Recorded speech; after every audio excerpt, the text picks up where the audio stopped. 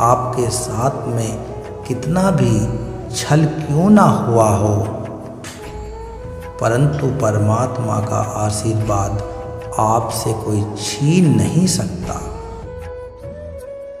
अगर किसी की परिस्थिति के लिए आपके पास शब्द नहीं है तो सिर्फ मुस्कुरा दीजिए।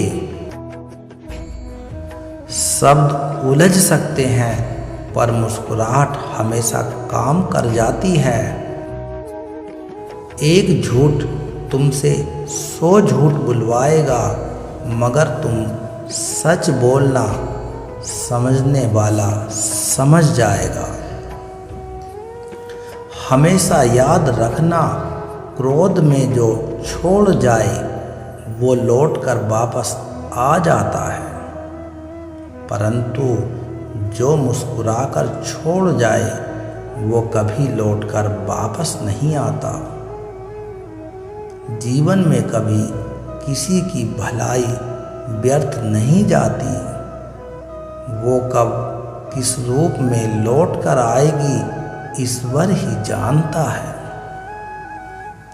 अगर किसी इंसान से दूर होने के बाद भी आप उसे भुला नहीं पा रहे हैं तो इसकी वजह सिर्फ और सिर्फ प्रेम है। जिस व्यक्ति को बदलना संभव ना हो उस व्यक्ति के प्रति अपनी मनोस्थिति बदल दो। उसे कुछ हद तक आनंद तो प्राप्त हो ही जाएगा।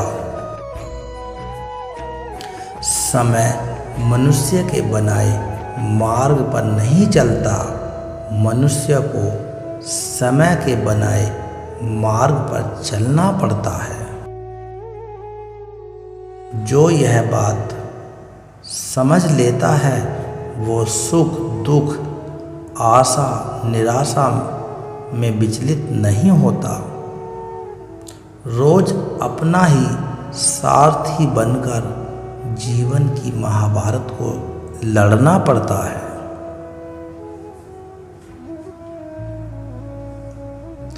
आधी दुनिया सिर्फ इसलिए दुखी है क्योंकि उन्हें खुद से ज़्यादा दूसरों की पंचायती में रहने से मतलब है।